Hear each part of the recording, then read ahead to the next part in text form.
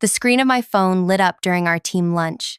12 coworkers packed around the conference table, passing containers of takeout between animated discussions about weekend plans. I glanced down at the notification from an unknown number. Leave the building now. Don't tell your coworkers. My heartbeat quickened. I read it again, waiting for a follow-up text that never came.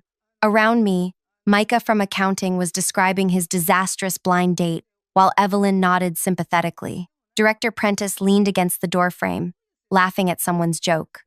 Just a prank, I told myself, but something about the message's urgency made my skin prickle. Finley, you're quiet today, Prentice commented, those calculating eyes landing on me. Not enjoying the celebration lunch I ordered for everyone? The same lunch she'd insisted we all attend. The same lunch that kept the entire team on the 14th floor together. Sorry, I muttered, sliding my phone into my pocket. Just checking something. The room's temperature seemed to drop. 6 months as research division lead, and I still felt Prentice watching my every move. Yesterday's discovery burned in my mind. Financial records showing millions diverted from safety testing into offshore accounts. Records I wasn't supposed to access. I stood casually. Need some air. Back in 5. Prentice's expression shifted subtly. Everything all right? Fine, I replied, avoiding eye contact with anyone. Just need to stretch my legs. Walking, not running, to the elevator felt like wading through water. Each step measured, each breath controlled. The security desk was empty, unusual for midday. When the elevator doors opened to the lobby, I saw them. Men in tactical gear positioned near the entrance, trying to look inconspicuous among the potted plants and leather seating areas. I veered toward the service exit instead, pushed through the door, and stepped into the alleyway.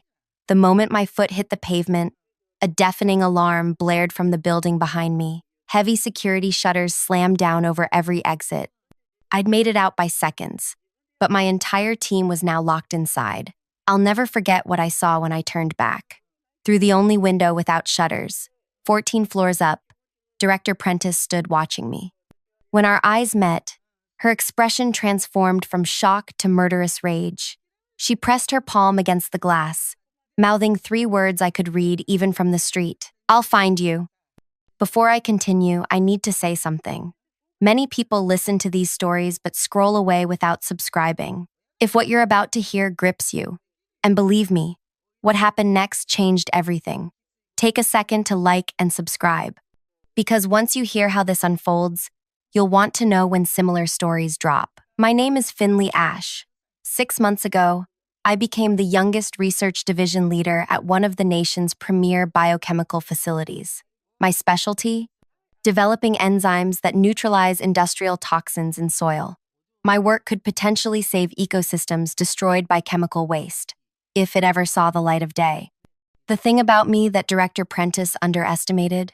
I never forget details. Ever. It's both my gift and my curse. I remember conversations verbatim from years ago. I recall numbers after seeing them once, and I never, ever forget a betrayal. Standing in that alley, watching tactical teams surround the building where my colleagues remained trapped, I knew I needed to disappear. The weight of the flash drive in my bra felt suddenly heavier, the one containing copies of every document I'd discovered yesterday. Evidence of what our Environmental Restoration Division was actually developing, a military-grade contaminant designed to render soil unusable for generations. I ducked behind a dumpster as more vehicles arrived, black SUVs with tinted windows. Men in suits emerged, flashing badges at local police. Whatever was happening wasn't just company security. This was federal. My phone vibrated again. The same unknown number. Royal Gardens Metro Station. Northwest entrance. 20 minutes.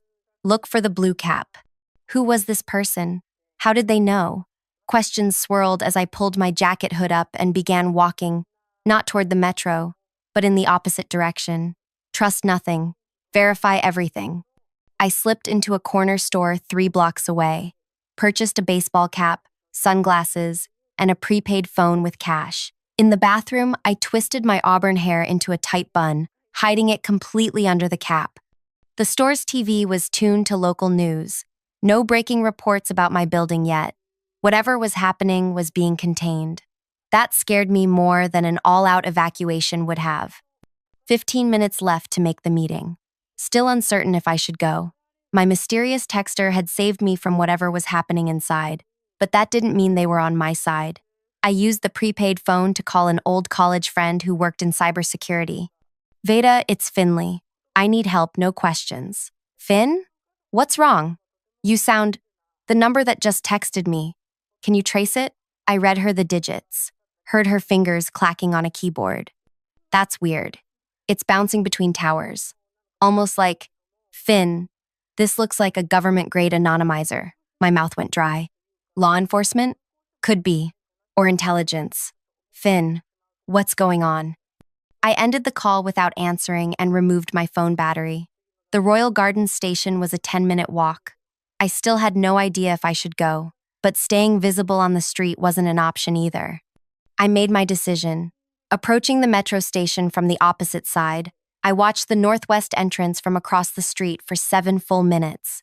Commuters streamed in and out. No one lingered suspiciously. At precisely the 20-minute mark, a tall figure in a navy peacoat and blue baseball cap descended the stairs into the station, not waiting for anyone, not looking around, just passing through as part of their routine. I followed at a distance, keeping 3 people between us at all times. The blue cap weaved through the crowd toward the eastbound platform, then stopped at a newspaper stand. I paused by a vending machine, pretending to search for change.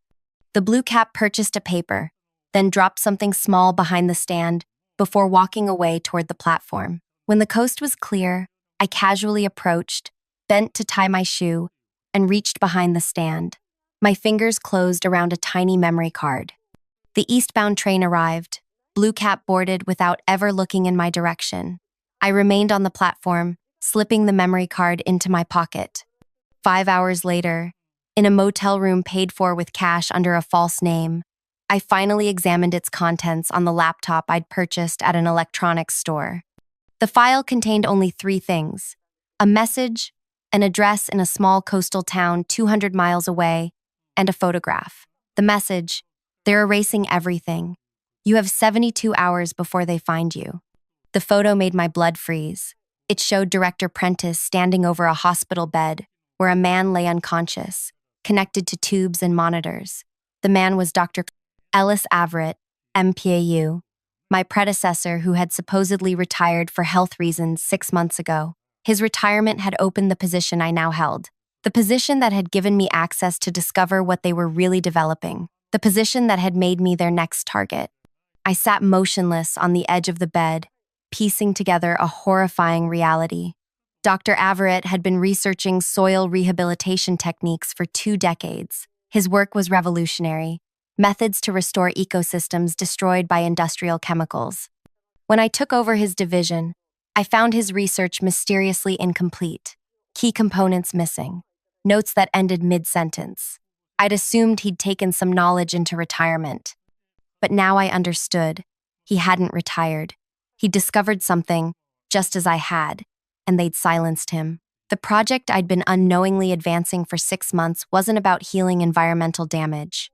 It was about creating a substance that could render vast agricultural regions permanently barren, a weapon disguised as its opposite. Yesterday, accessing financial records I wasn't supposed to see, I'd discovered enormous payments to offshore accounts, coinciding with meetings between Director Prentice and representatives from countries known for human rights violations. They were selling doomsday technology while claiming to develop environmental solutions.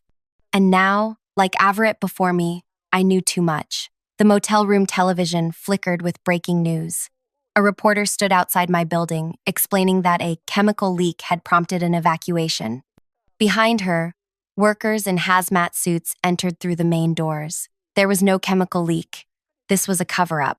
I turned up the volume. Authorities are searching for Finley Ash, a research division leader who left the building shortly before the containment protocol was initiated. Officials want to question Ash about potential negligence related to the incident. My driver's license photo filled the screen. Just like that, I'd gone from respected scientist to fugitive.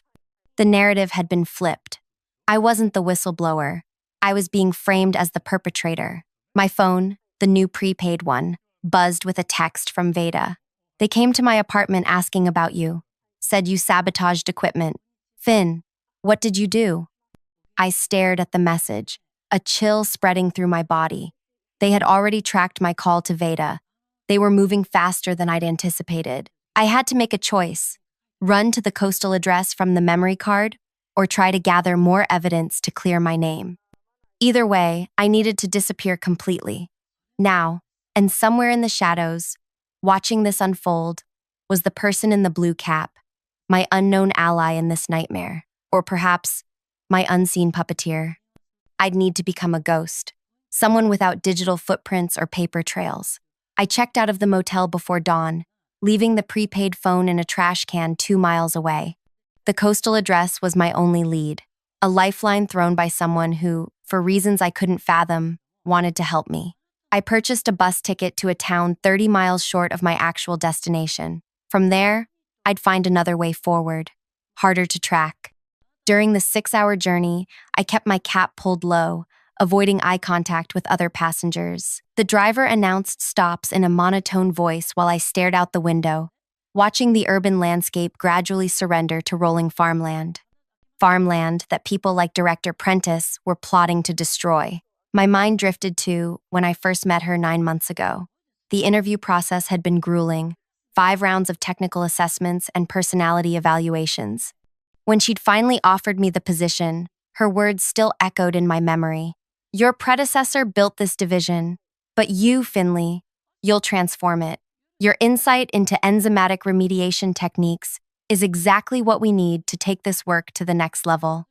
I'd been so proud, so honored. My parents, both school teachers who'd sacrificed everything for my education, had cried when I called with the news. After 15 years of study, research, and working my way up through lesser labs, I'd finally reached a position where my work could make a global difference. What a cruel joke it all seemed now. The bus lurched to a stop at a roadside diner. 30-minute break, the driver announced. Departing at 2:15 sharp, I needed to stretch my legs but hesitated at the thought of security cameras. Still, remaining on an empty bus might draw attention. I disembarked last, keeping my face angled away from the diner's entrance camera. Inside, fluorescent lights buzzed overhead as bleary-eyed travelers lined up for coffee and prepackaged sandwiches. I ordered a black coffee and took it to the farthest booth, positioning myself with my back to the wall, facing the entrance. A television mounted above the counter played a news channel. The volume was low, but I could read the ticker at the bottom. Manhunt continues for scientists linked to laboratory containment breach. My hands trembled slightly, coffee threatening to spill. I set the cup down and focused on steadying my breathing. A woman slid into the booth across from me. Don't react, she said quietly. Keep looking normal. My muscles tensed. She was perhaps 50, with silver-streaked black hair cut in a practical bob. Nothing about her appearance suggested law enforcement or government agent. She wore hiking boots, khaki pants, and a faded denim jacket. Who are you? I whispered, calculating the distance to the emergency exit. Someone who worked with Ellis Averitt before you. She placed a napkin on the table and slid it toward me. My name is Thea. I sent the text message yesterday. My pulse quickened. The blue cap at the metro? She nodded once. We don't have much time. You need to understand what you've stumbled into. They're developing environmental weapons, not restoration technology, I said, and selling them to foreign powers. Thea's expression darkened. That's just the surface. The project has a name, Operation Fallow Earth. It's designed to create targeted agricultural collapse in specific regions. The enzyme you've been perfecting doesn't just contaminate soil, it spreads through groundwater, multiplies, and adapts to different conditions. Cold dread settled in my stomach. That's not possible. The molecular structure would break down after Phalant. That's what we all thought, until Ellis discovered they'd spliced in self-replicating genetic material. Your division was solving the final piece, creating a delivery method that appears benign, a Trojan horse. I thought about the countless hours I'd spent in the lab, refining enzymatic structures, believing I was helping to heal poisoned ecosystems. All along, I'd been perfecting a doomsday weapon. Why would they do this? I asked, struggling to process the magnitude. Control, Thea said simply. Create artificial scarcity. Destroy competitors' agricultural capability. Force dependence on proprietary food sources. The applications are endless for those without moral constraints. And Ellis? When he discovered the truth, he tried to expose them. They poisoned him slowly, making it look like a degenerative condition. When that didn't silence him quickly enough, they accelerated the timeline. The image of Ellis in the hospital bed flashed in my mind. Is he still alive? Barely. They keep him in a medically induced coma at a private facility. Insurance, in case they need his knowledge. She checked her watch. Your bus leaves in 8 minutes. You can't be on it. Why are you helping me? Thea's eyes met mine, filled with a grief I couldn't fully comprehend. Ellis is my brother, and you're the only person with the expertise to help us stop this. My coffee sat untouched, growing cold. Us? There are others. Former researchers, whistleblowers. We've been gathering evidence for years, but we needed someone on the inside with access to the current formulations. She slid a key across the table. Rental car in the back lot, blue sedan. The address on the memory card is our safe house. I'll meet you there tonight. I hesitated, my trust stretched to breaking point. How do I know this isn't another trap? You don't, Thea acknowledged. But consider this. If I wanted to turn you in, I wouldn't be sitting here while federal agents swarm your original bus destination. They tracked your ticket purchase. As if on cue, my phone vibrated. The screen showed a news alert.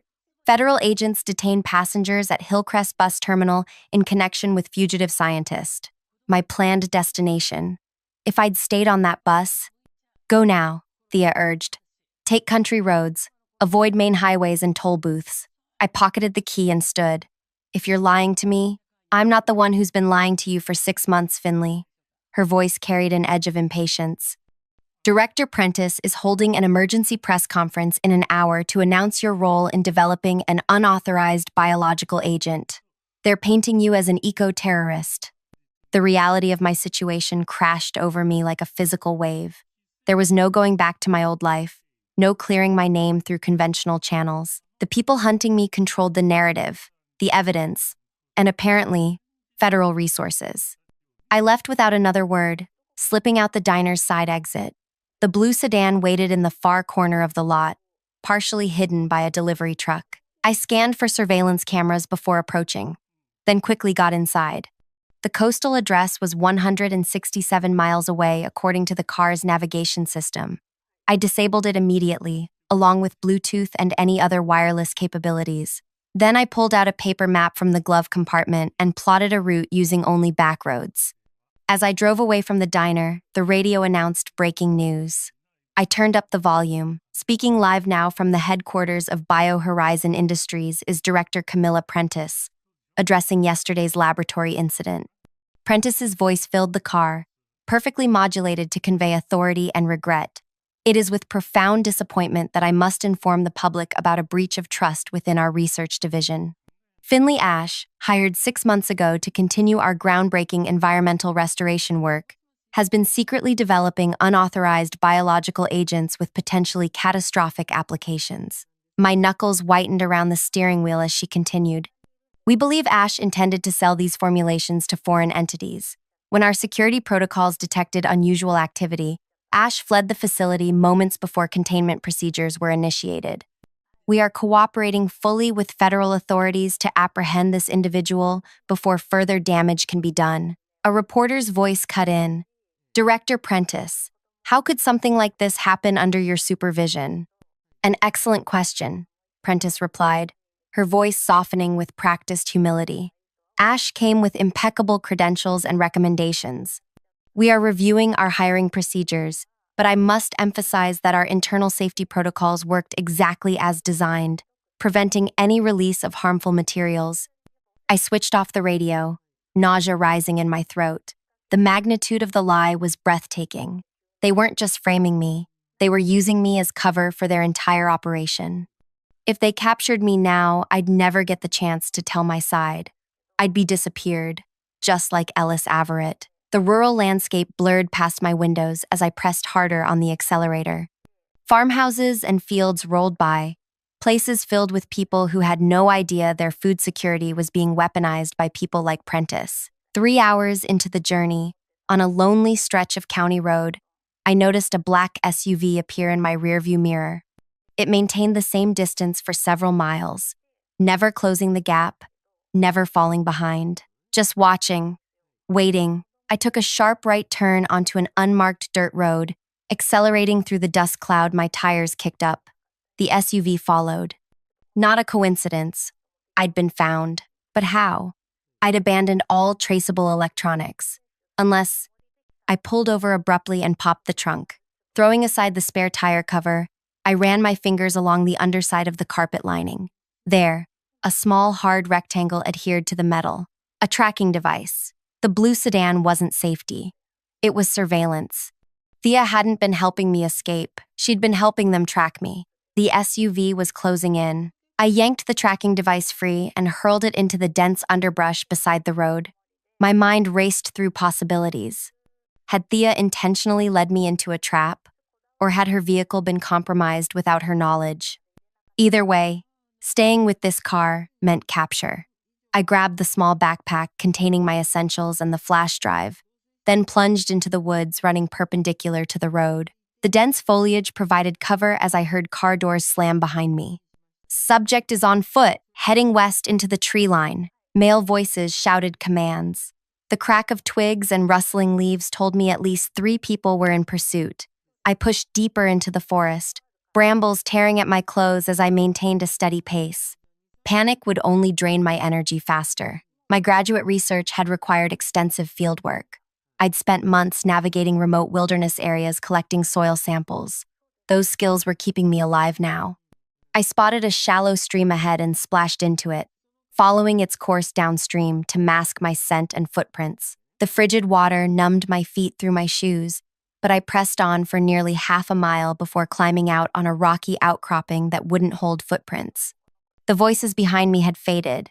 For the moment, I'd created distance. Slumped against a tree trunk, I tried to process Thea's betrayal. If she was working with Prentice, why go through such an elaborate charade? Why not simply have me arrested at the diner? Unless they needed something from me first. The flash drive, perhaps, or access to research notes I'd stored elsewhere. I pulled out the memory card Thea had left at the metro station. The coastal address could be another trap, but it was also my only lead. Without it, I had nowhere to go.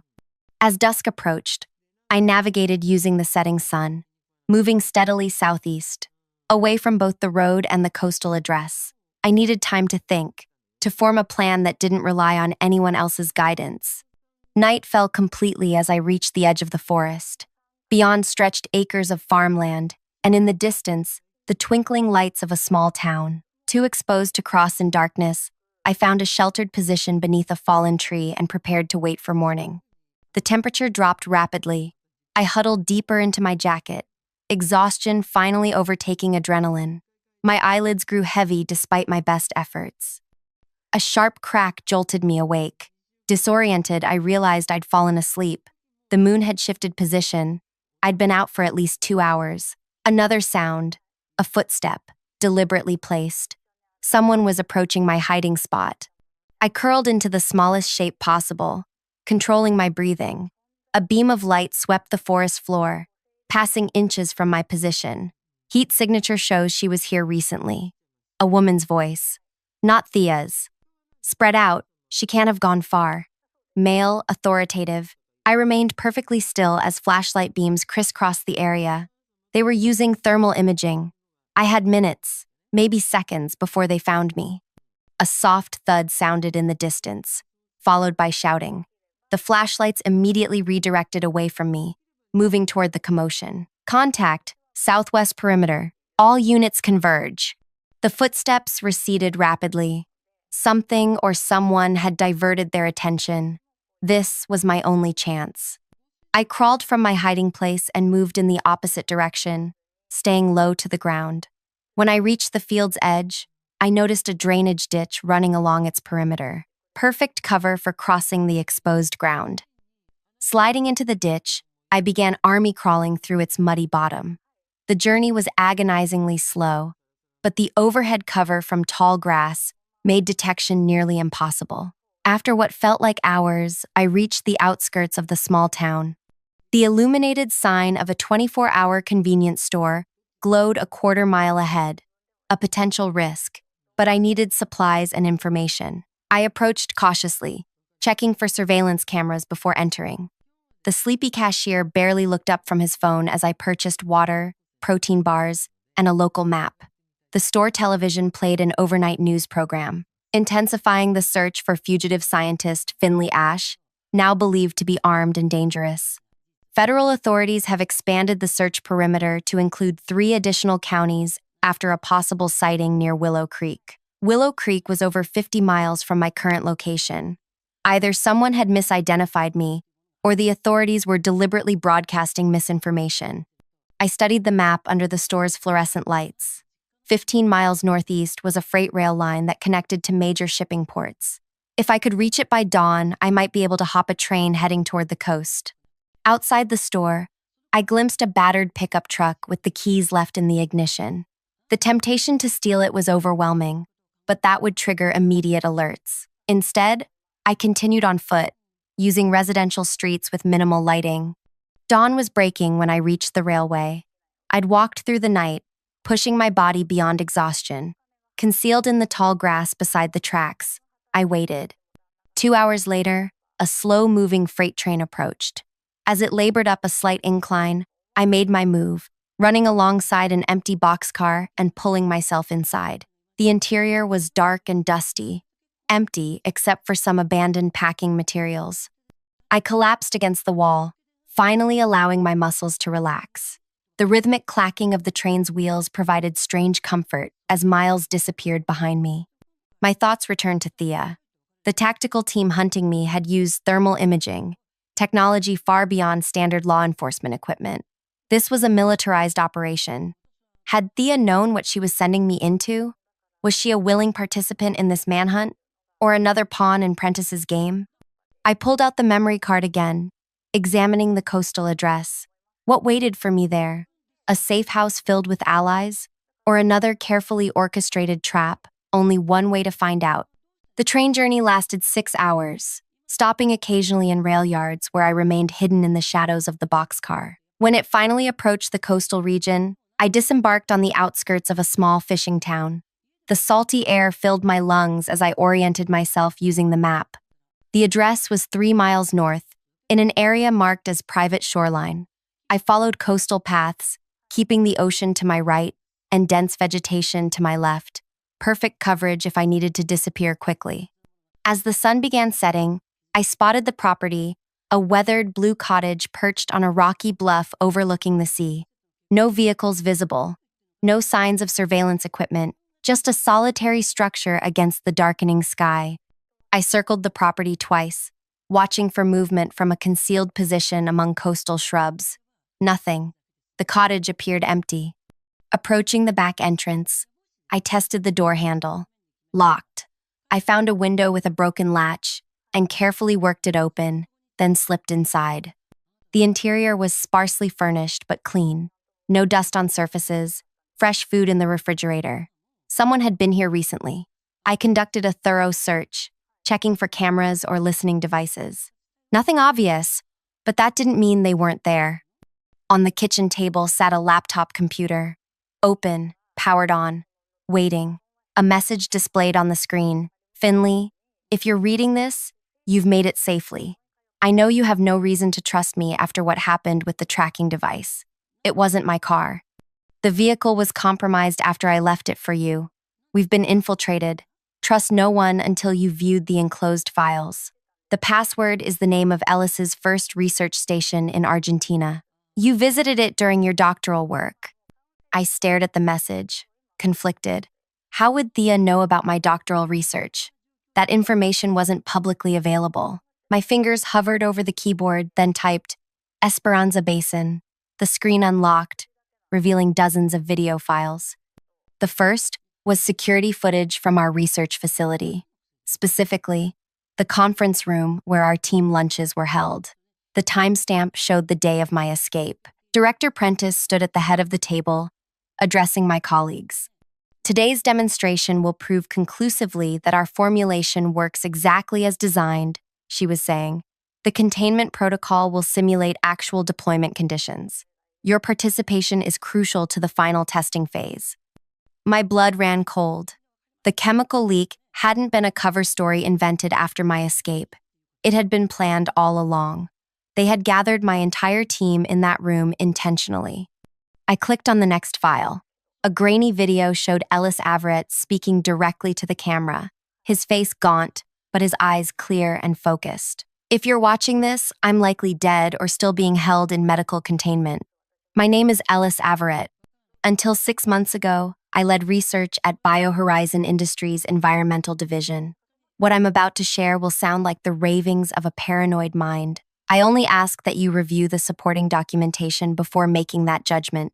Ellis detailed the evolution of Project Fallow Earth, PST, how it had begun as legitimate research into soil remediation, but had been gradually corrupted under Prentice's leadership, how research findings were manipulated, data falsified, and dangerous components introduced without the knowledge of most team members. They needed specialists who wouldn't recognize the broader implications of their individual contributions, Ellis explained. Compartmentalization allowed brilliant minds to unwittingly create something monstrous, just as I had done. The final video was the most disturbing. Dated 3 weeks earlier, it showed Prentice meeting with uniformed military officials from countries known for human rights violations. They discussed deployment scenarios, pricing structures, and exclusivity agreements. The weapon I'd helped create was being auctioned to the highest bidders. My hands shook as I closed the laptop. The cottage suddenly felt exposed. If Thea had been compromised, this location might be as well. I was gathering my belongings to leave when headlights swept across the front windows. A vehicle was approaching the cottage. I doused all lights and moved to a position where I could observe without being seen. A single figure emerged from the car, a woman, walking with a slight limp, Thea. She approached the front door cautiously, then stopped. Something had alerted her. She turned, scanning the surroundings, then quickly returned to her vehicle and drove away without entering. I remained frozen in place, unsure what had spooked her. 20 minutes passed in silence before I dared move again. That's when I noticed it. A small red light blinking beneath the kitchen table. A device that hadn't been there during my initial search. Someone had been here before me. Someone had planted surveillance equipment and left. I needed to disappear again. But first, I had to secure the evidence on the laptop. I copied all files onto my flash drive, then wiped the computer's hard drive completely. As I prepared to leave through the same window I'd entered, a new text message appeared on the burner phone I'd purchased. Cottage compromised. Ellis moved to secondary location. They know you've accessed the files. Prentice arriving with tactical team in 30 minutes. Head to Lighthouse Point. Boat waiting. This is your last chance to trust me, T. Trust. Such a simple word for something so impossibly complex in this moment. The moon had risen, casting silver light across the coastal path as I weighed my options. The lighthouse stood on a rocky peninsula a mile north of the cottage, exposed, visible from all directions, perfect for an ambush.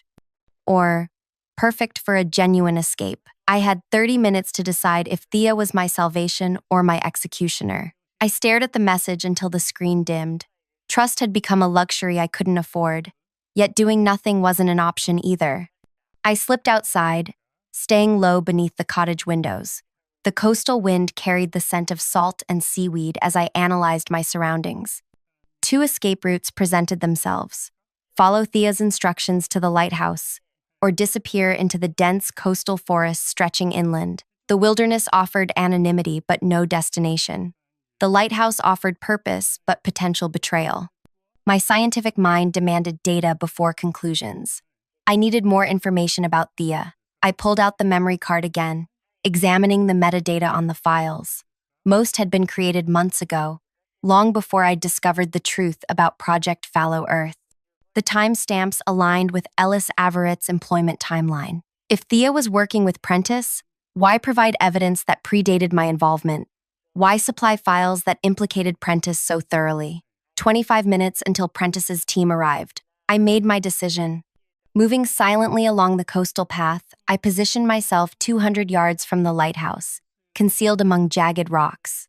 From this vantage point, I could observe without committing. The lighthouse stood stark against the night sky, its automated beams sweeping across the dark water. Below it, a small dock extended into a sheltered cove. A fishing boat bobbed gently against the moorings. No signs of an ambush team. No tactical vehicles hidden nearby. 20 minutes left. I crept closer, using natural cover. When I reached the base of the lighthouse, I circled it completely, checking for hidden personnel. Nothing. The boat's cabin lights were off, but I could make out a single figure sitting in the darkness. As I watched, they struck a match, briefly illuminating Thea's face as she lit a cigarette. She was alone, waiting, a dangerous chance to take if she were truly setting a trap. 15 minutes remaining. The distant sound of vehicles reached my ears, coming from the direction of the cottage. Prentice's team arriving early. I had seconds to decide. I emerged from the rocks and sprinted toward the dock. Thea spotted me immediately, extinguishing her cigarette and starting the boat's engine. "Quickly!" she called, extending her hand as I leapt aboard. "They're already here." The boat's motor roared to life as I landed on the deck. Thea pushed away from the dock, navigating into deeper water with practiced efficiency. Behind us, flashlight beams swept the coastal path. Voices called out commands. We were spotted just as the boat cleared the cove's entrance. "Down!" Thea shouted as a crack split the air. A bullet struck the water beside us. I dropped to the deck as Thea opened the throttle fully. The small fishing vessel surged forward, bouncing violently over the waves as we escaped into the darkness. For 10 minutes, neither of us spoke.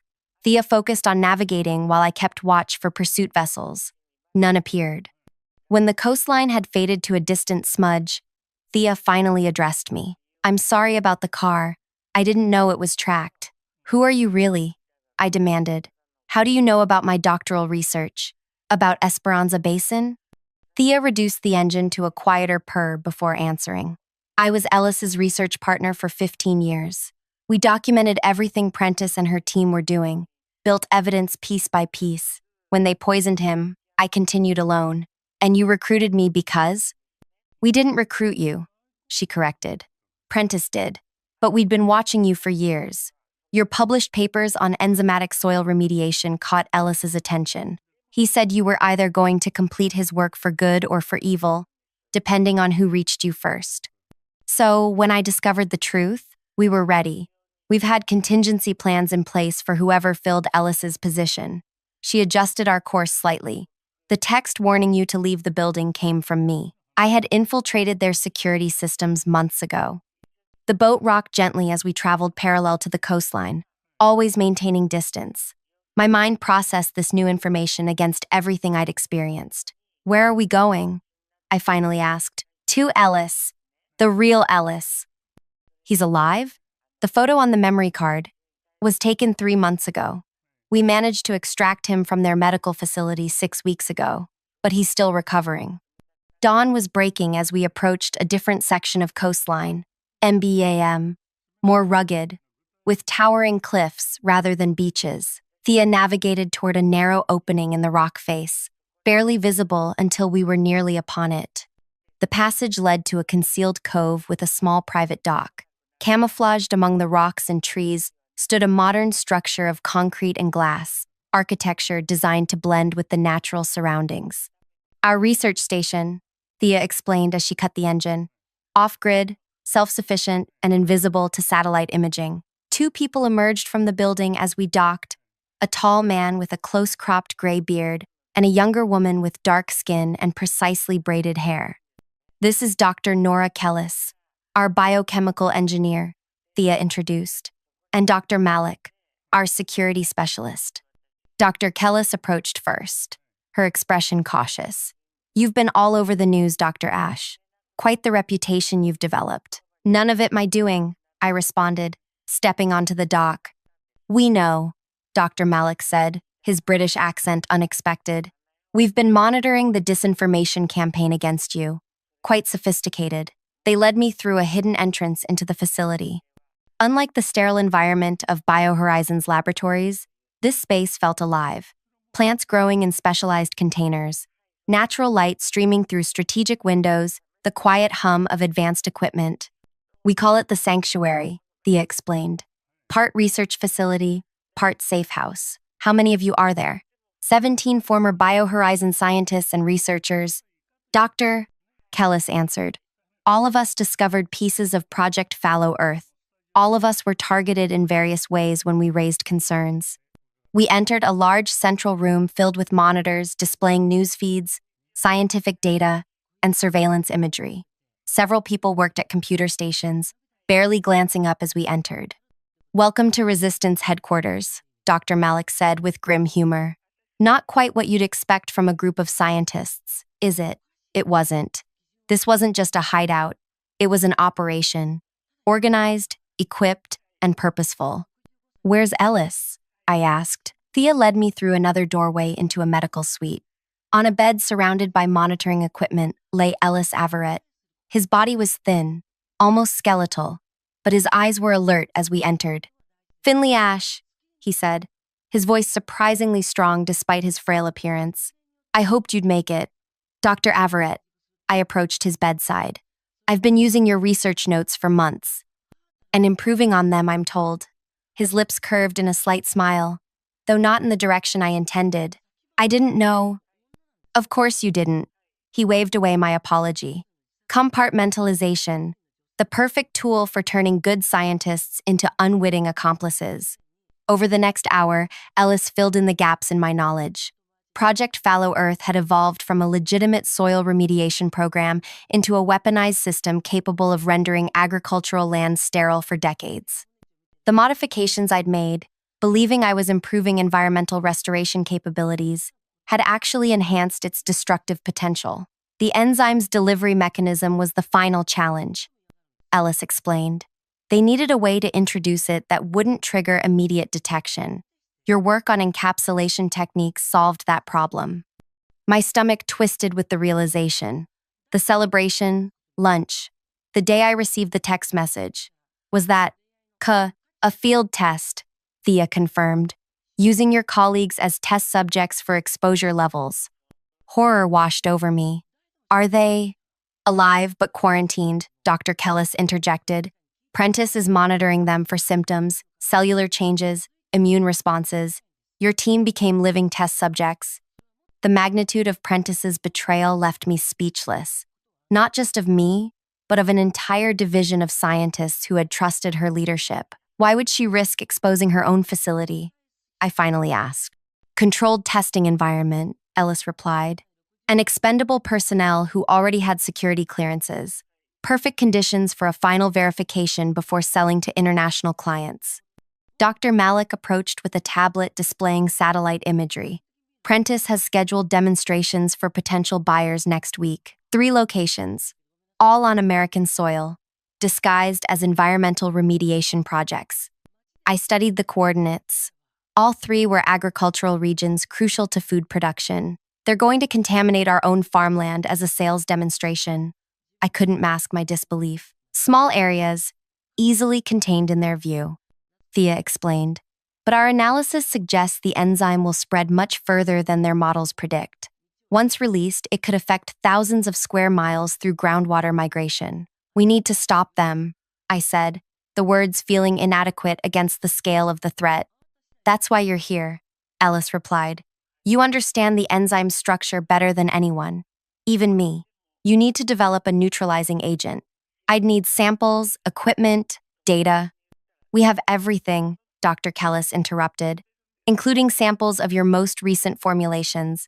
The question is whether you can create a countermeasure before the demonstrations begin. How long do I have? 5 days. An impossible timeline for normal research. But these weren't normal circumstances. Show me the lab, I said. The next 72 hours passed in a blur of intensive work. I slept in short bursts, often at the workstation. The sanctuary's facilities were remarkable. Equipment I'd never seen outside of elite research institutions. Computing power that could process complex molecular simulations in minutes instead of days. Dr. Kellis worked alongside me, her expertise in biochemical engineering complementing my knowledge of enzymatic structures. Together, we identified the self-replicating components Ellis had mentioned, genetic material spliced into the enzyme's core that allowed it to adapt to different soil conditions. It's brilliant in a horrifying way, Doctor Kellis observed as we studied the molecular models. The enzyme doesn't just contaminate, it transforms, permanently altering soil chemistry to prevent normal plant growth. And it spreads through groundwater, I added, multiplying as it goes. One small application could render an entire watershed sterile. On the third day, we had our breakthrough. The enzyme's replication mechanism had a fatal weakness, a dependency on specific mineral compounds to maintain stability during reproduction. Deprive it of those compounds, and the entire structure would collapse. We need a mineral chelation agent, I explained to the team during our briefing. Something that will bind to the specific minerals the enzyme requires, making them unavailable. Like treating metal poisoning in humans. Ellis nodded, understanding immediately. Exactly. We've identified 3 mineral compounds essential to the enzyme's replication process. If we can develop a chelation formula that targets those specifically, we can neutralize entire contaminated areas. How quickly can you produce it? Dr. Malik asked. The formula is relatively simple, Dr. Kellis answered. The challenge is delivery. We need to match their deployment method to ensure complete coverage. We have another problem, Thea interrupted, entering with a tablet displaying a news feed. Prentice has moved up the schedule. First demonstration is tomorrow at sunrise. The room fell silent as implications settled over us. Where? Ellis finally asked. Walker County Agricultural District. They're disguising it as an emergency soil treatment following a fabricated chemical spill. I looked at Dr. Kellis. We need to finalize the neutralizing agent now. No more testing iterations. That's dangerous, she cautioned. We haven't confirmed long-term stability. We don't have time for long-term anything, I countered. If that enzyme gets released tomorrow, thousands of acres of farmland will be destroyed. Ellis raised a hand, silencing our debate. Both concerns are valid. We need a 2-track approach. Finley, you and Nora complete the neutralizing agent. Thea, Malik, prepare an intervention team. If we can't neutralize the enzyme, we need to prevent its deployment entirely. The next 12 hours were the most intense of my professional life. As midnight approached, Dr.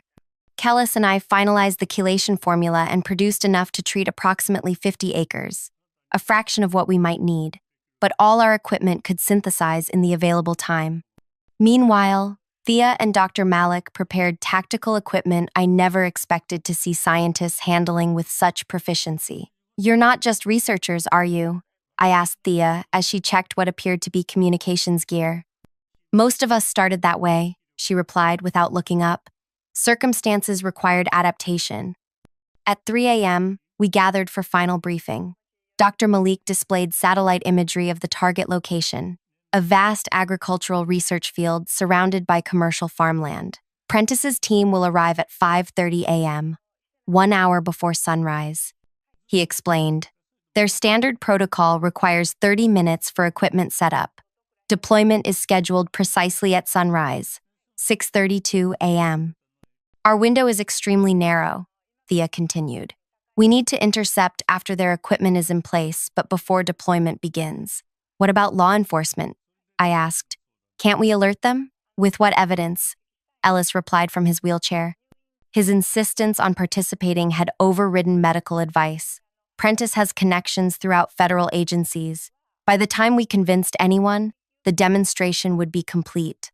We're on our own, Dr. Malik confirmed. As we prepared to depart, Ellis called me to his side. Finley, there's something you should know.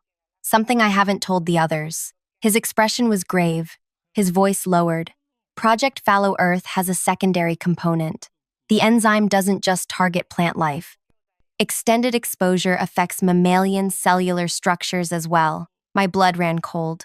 It's designed to harm people too. Not immediately. The effects manifest slowly. Reproductive issues first, then neurological symptoms. By the time a population realizes what's happening, it's too late. My God, I whispered. It's not just an agricultural weapon. It's a slow-acting genocide tool, Ellis confirmed. targeting food supplies first, then the people themselves. Prentice is selling the ultimate weapon of mass destruction, IS, one that leaves infrastructure intact while eliminating populations. The revelation transformed everything. This wasn't just about saving farmland anymore.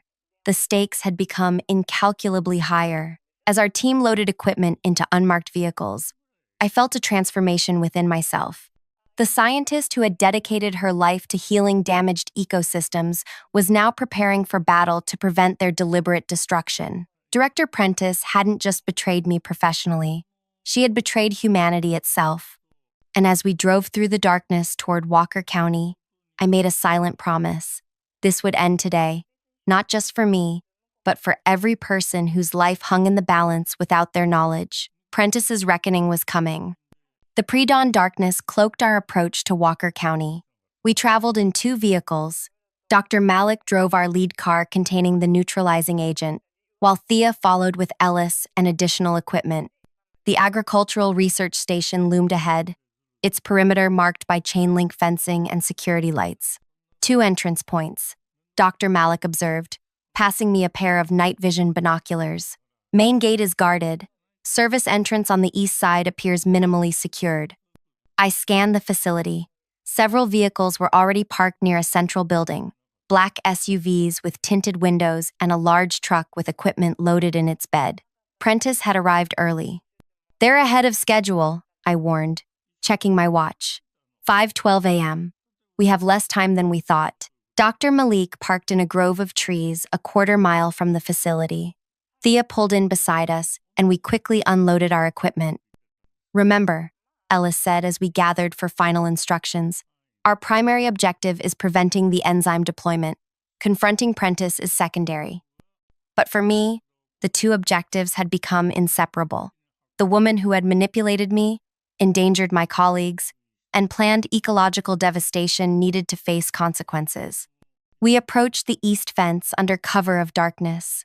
Dr. Malik produced specialized cutting tools, creating an opening large enough to pass through.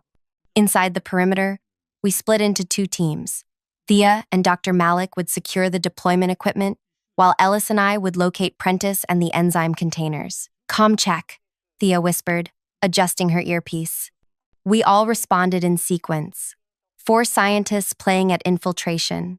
The absurdity wasn't lost on me, but desperation had transformed us all. "Central field, 2 o'clock, Ellis directed, pointing toward figures moving around what appeared to be spraying equipment. Standard agricultural dispersal system. We moved silently through rows of experimental crops, using their height as cover. As we drew closer, voices became distinguishable. "Calibration complete," a male technician called. "Ready for loading." "Proceed with container transfer," replied a voice I instantly recognized. Director Prentice stood beside the spraying equipment, tablet in hand, directing the operation with clinical detachment. 4 large canisters were being wheeled toward the sprayer, each containing enough of the enzyme to contaminate hundreds of acres. "Dr. Malik, status?" I whispered into my communicator. "In position near the control panel," came the response. "Ready to disable on your mark." I glanced at Ellis, who nodded grimly. "Remember the sequence," he reminded me. "Disable equipment, neutralize samples, secure evidence." The eastern horizon had begun to lighten imperceptibly. We had perhaps 20 minutes before the scheduled deployment. "Execute," Ellis commanded. Dr. Malik's team moved first. A small electromagnetic pulse device, something I hadn't known existed outside of military applications, disabled the sprayer's electronic controls. Simultaneously, Thea approached from the opposite direction, creating a diversion by activating the facility's fire alarm system. Confusion erupted among Prentice's team. Security personnel moved toward the main building, investigating the alarm. The technicians working on the sprayer stepped back, uncertain what had caused the equipment failure. Prentice remained calm, issuing orders to override the system manually. She hadn't noticed us yet. This was our moment. Ellis and I approached the enzyme canisters, carrying our neutralizing agent. We had mere seconds before someone spotted us. I reached the first canister and was preparing to inject our formula when a shout went up. "Security breach. Perimeter east fence."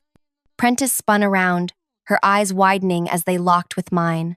Recognition, then fury crossed her face. Ash, she hissed. How predictable. Two security guards changed direction, moving toward us with weapons drawn. Dr. Malik intercepted one, displaying combat skills I wouldn't have expected from a scientist. Thea engaged the other, creating crucial seconds for us to work. I turned my attention back to the canisters, injecting our neutralizing agent into the first one. The chelation process would take minutes to fully neutralize the enzyme, time we didn't have. Stop her, Prentice commanded, moving toward me with surprising speed. Ellis positioned his wheelchair between us. Hello, Camilla, he said, his voice steady. It's been a while. Prentice froze, genuine shock replacing her composed expression. Ellis? You're supposed to be… what? Dead? Comatose? Yes, your medical team was quite thorough. Not thorough enough, evidently. While they confronted each other, I moved to the second canister, then the third, injecting our formula. One remaining. Prentice recovered quickly, reaching for her phone. This changes nothing. In fact, having you both here simplifies matters. One accident, two problematic researchers eliminated. You've underestimated us, Camilla, Ellis replied. We know everything. Project Fallow Earth, the secondary mammalian effects, the international buyers. You know nothing. She snapped, her composure cracking. You're playing at corporate espionage, Ellis. This is global security. Targeted agricultural control ensures American dominance in an unstable world. You're selling a weapon that kills people slowly through their food supply, I interjected, moving toward the final canister. There's no patriotic justification for genocide. Genocide? Prentice laughed coldly. We're talking about precision targeting of hostile agricultural systems. Collateral effects are expected in any strategic operation. As she spoke, I injected the final canister. All 4 enzyme containers were now being neutralized from within.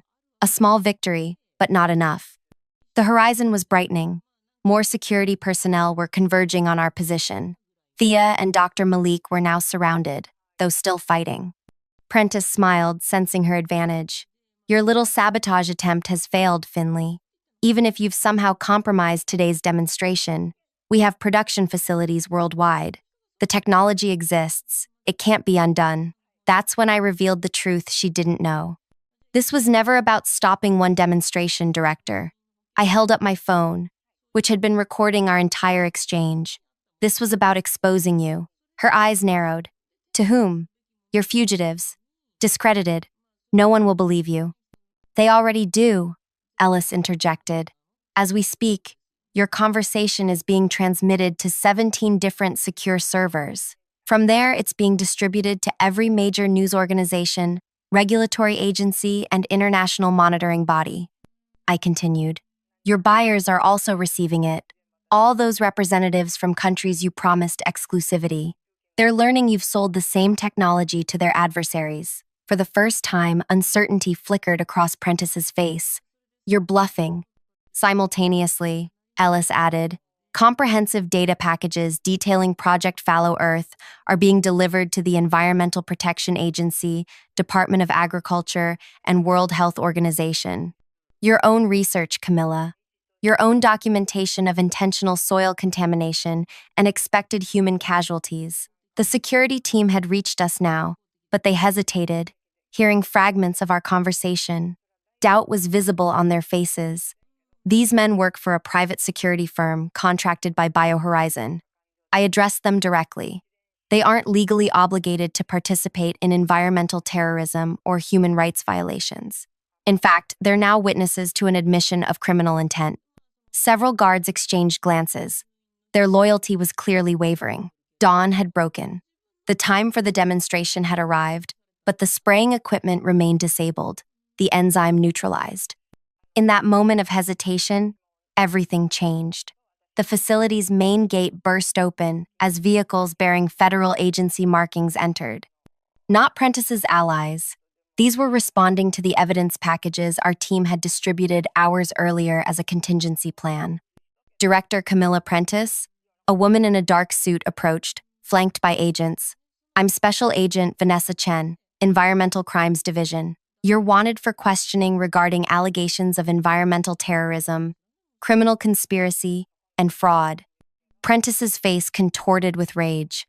This is a corporate security matter. You have no jurisdiction here. We have multiple federal warrants, Agent Chen replied evenly, and cooperation requests from 3 international bodies. Your corporate security matter became federal jurisdiction when you weaponized restricted biological compounds. As Prentice was led away, her final glare promised retribution, but we both knew her power was broken. The carefully constructed narrative she'd created, positioning me as the rogue scientist while she played the concerned executive, had collapsed entirely. The sun climbed higher as federal agents secured the facility. Our team was detained as well, but treated as witnesses rather than suspects. The enzyme canisters were confiscated for analysis, their contents now harmless thanks to our neutralizing agent. In the following days, the full scope of Project Fallow Earth was revealed to a horrified public. BioHorizon Industries' stock collapsed as investigations uncovered decades of environmental crimes. International arrest warrants were issued for executives who had fled the country. My colleagues, the unwitting test subjects from that fateful lunch, were transferred to specialized medical facilities. The exposure had been limited, and our neutralizing agent proved effective in treating their symptoms. Recovery would be slow but complete. 1 month later, I sat across from Agent Chen in a secure debriefing facility. The formal interviews had concluded days ago, but she had requested this final meeting. Dr. Ash, I want to personally thank you for your courage, she began. Your evidence was instrumental in dismantling one of the most dangerous environmental conspiracies we've encountered. What happens now? I asked. Director Prentice faces multiple life sentences. 7 other executives have been indicted. The company's assets have been frozen pending further investigation. She paused. As for you, your name has been officially cleared. The Department of Justice issued a formal exoneration yesterday. Relief washed over me, though it felt strangely hollow after everything that had happened. And my team? The other scientists? Most will recover fully.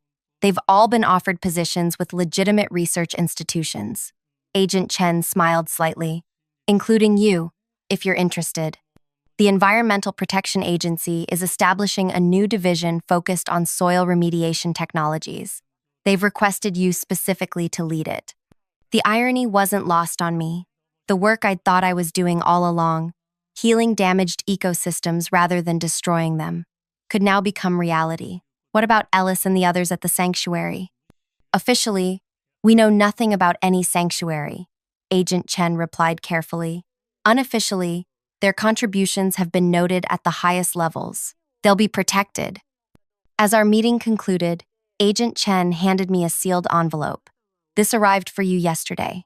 We've verified it's safe. Inside was a handwritten note from Ellis. Finley, the truth is, both our weapon and our shield. You wielded it perfectly. The sanctuary remains if you ever need it. The door is always open. 2 days later, I stood on the steps of the federal courthouse after providing final testimony against Prentice. Reporters called questions from behind barriers. Cameras flashed.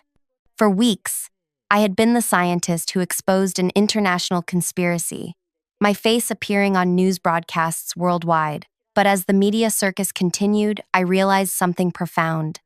The revenge I had initially sought against Prentice for framing me had transformed into something far more important: justice for the environment and the communities who depended on it. My personal vindication was merely a footnote in a larger story about corporate accountability and scientific ethics. The text message that had saved me that day had set in motion not just my survival, but the prevention of global catastrophe. As I descended the courthouse steps, a familiar figure waited beside a nondescript car, Thea, now serving as liaison between former BioHorizon scientists and federal investigators. Ready to disappear for a while? She asked as I approached. I nodded, suddenly exhausted by the public scrutiny. More than ready. Ellis has set up a new research facility, off the books but with unofficial government blessing. Real environmental remediation this time. No more compartmentalization, I asked. Complete transparency, she confirmed. Every scientist knows exactly what they're working on and why. As we drove away from the courthouse, I watched the city recede in the side mirror. My thoughts returned to that moment in the break room, unwrapping my sandwich, receiving the text that changed everything. One simple warning had cascaded into the exposure of a global conspiracy. One moment of trust in an anonymous message had prevented ecological disaster. If you've stayed with me through this story, you understand the power of truth, how it can be buried, distorted, but never permanently silenced. Like those environmental enzymes I once studied, truth finds a way to persist, to spread, to transform landscapes.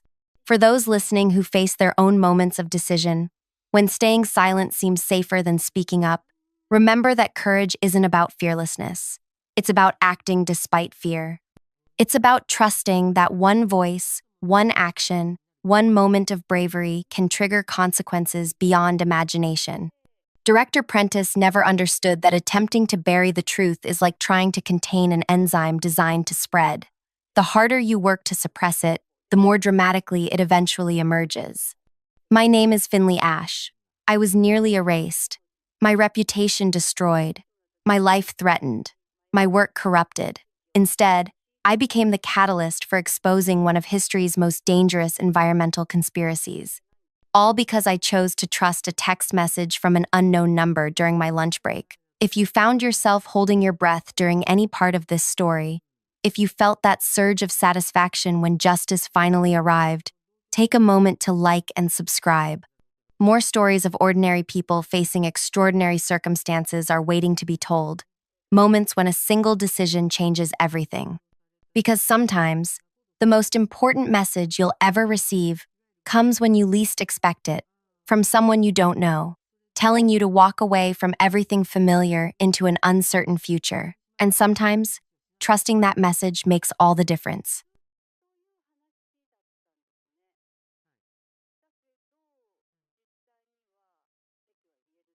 I pushed open the door to conference room B instead of A and froze. 5 people in expensive suits looked up simultaneously from medical charts spread across a glass table. My heart slammed against my ribs as I realized my mistake. "I'm so sorry," I stammered, backing away. "Wrong room." "Actually," the oldest woman said, her silver-streaked hair cut in a sharp bob that matched her calculating gaze. "Stay."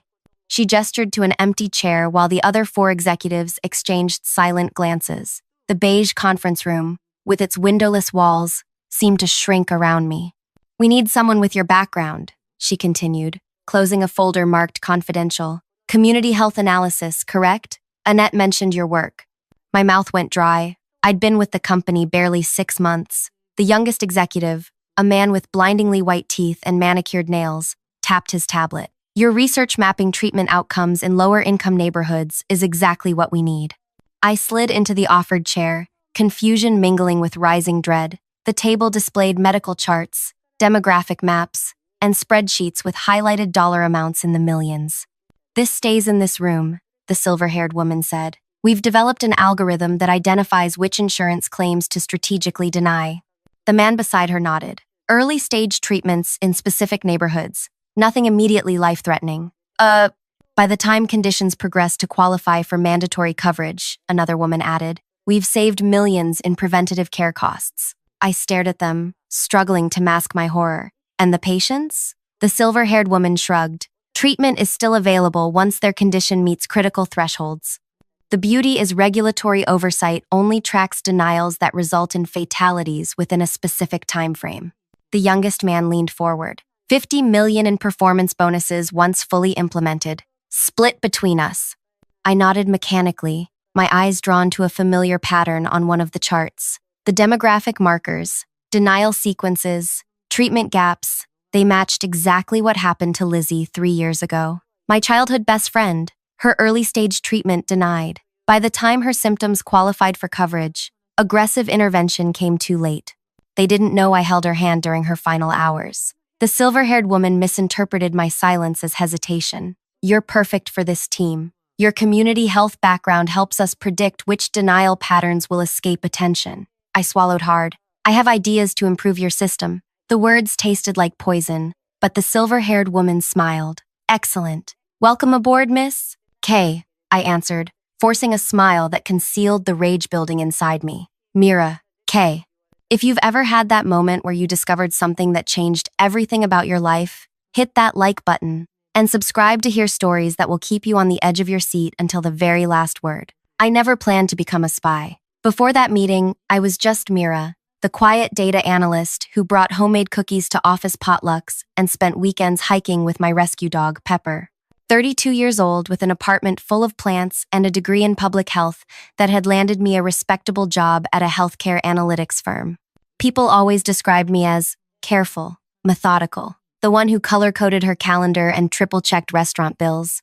My mother called it being responsible. My ex called it being boring before he left for someone more spontaneous. But being careful meant I noticed patterns others missed. It meant I remembered details that seemed insignificant until they weren't. Like how Lizzie's insurance denial letters all came on Tuesdays. How her appeals disappeared into administrative black holes. How the customer service representatives read from identical scripts when I called on her behalf while she grew too weak to hold the phone. What these executives didn't know was that I hadn't joined their company by accident. After Lizzie died, I spent months tracking the insurance denials that killed her. The trail led to this firm, with its sterile hallways and mission statement about optimizing healthcare resource allocation. I applied, waited, prepared, but I never expected to stumble directly into the architects of the system that took her from me.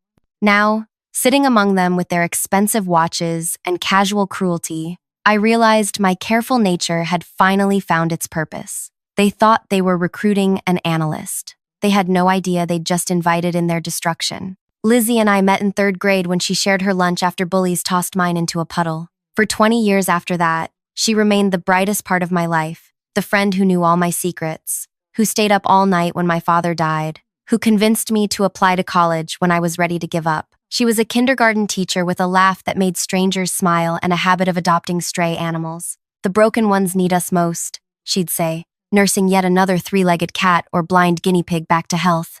The headache started 3 summers ago, mild at first, then persistent enough for a doctor's visit. The initial diagnosis suggested early-stage treatment, expensive, but effective.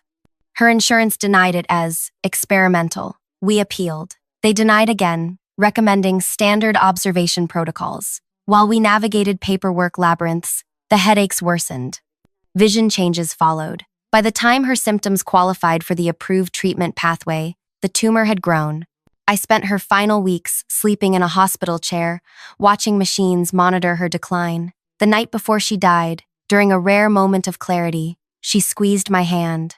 "Promise you'll still find joy," she whispered. I promised, not knowing how I could keep it. After the funeral, I requested her complete medical records. The hospital was reluctant, but eventually relented to my persistence. I created a timeline of every denial, every appeal, every delayed approval. Patterns emerged. This wasn't random bureaucratic cruelty. It was systematic, algorithmic. I tracked similar cases, mapping denial clusters against demographic data. The evidence pointed to a deliberate strategy. The healthcare analytics firm that created these patterns hired me 6 months ago. I arrived with a fabricated resume, highlighting my data skills while concealing my connection to Lizzie. Every day I smiled at people who never knew I spent nights constructing a case against their company. And now, through a mistaken door, I'd found the architects themselves. 5 people who spoke about preventable suffering as cost optimization, who never saw the kindergartners making get-well cards for their absent teacher, who never held someone's hand while they struggled to remember your name after 20 years of friendship. The silver-haired woman, Gloria, was clearly their leader. The youngest man, Drake, handled the technological implementation. The others, Vince, Penny, and Tomas, managed regulatory compliance, financial projections, and medical oversight respectively. They operated as a closed unit, keeping their projects secret even within the company. They called it the Threshold Initiative. I called it murder by spreadsheet. For 5 months, I became essential to their operation. Each day required a perfect performance, enthusiastic enough to earn their trust, restrained enough to appear professional. I suggested enhancements to their system, subtle modifications that created traceable patterns while appearing to improve efficiency. I guided which patient groups to target while secretly documenting every decision. Weekends, I volunteered at community clinics, identifying patients affected by similar denial patterns. My apartment wall transformed into an investigation board hidden behind a curtain. Each night I added to my shadow database tracking every case, creating a comprehensive map of their operation. The close calls accumulated. Once, Gloria questioned why I needed access to historical data. Establishing baselines, I explained, maintaining eye contact despite my racing pulse. We need to understand normal denial rates to avoid patterns that might trigger regulatory attention. She studied me for uncomfortably long seconds before nodding. Smart, I knew you were the right addition.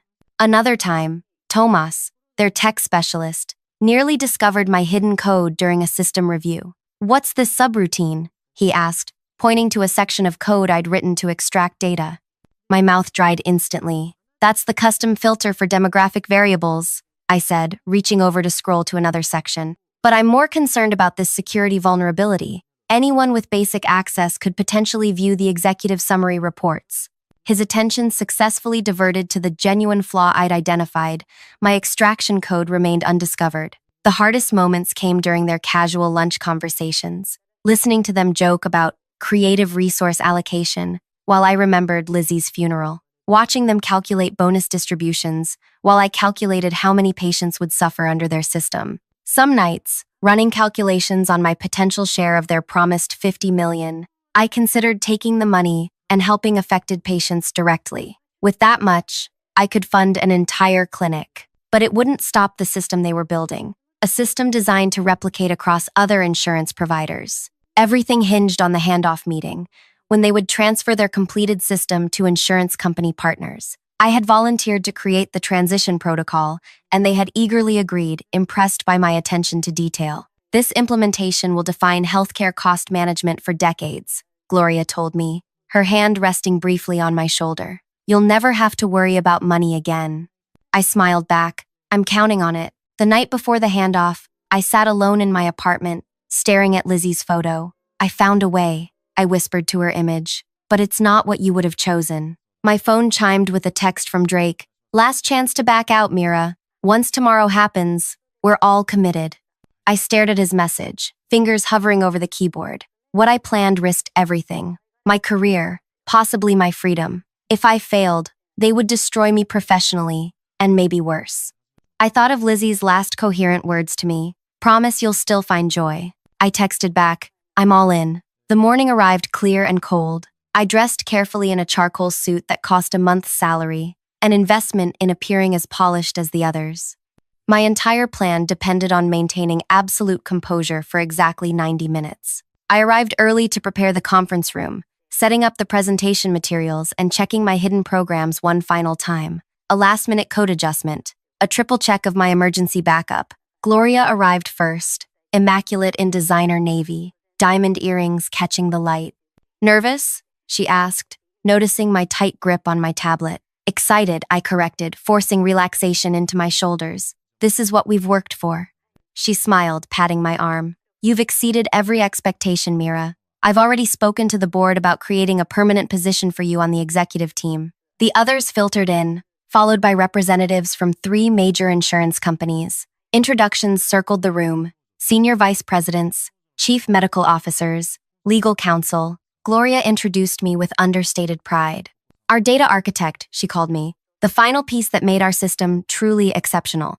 The insurance executives nodded politely, unaware that I had spent the night ensuring their companies would never implement the system they came to purchase. As Gloria began her opening remarks, I connected my tablet to the main presentation screen. My pulse thundered in my ears as I navigated to the presentation file.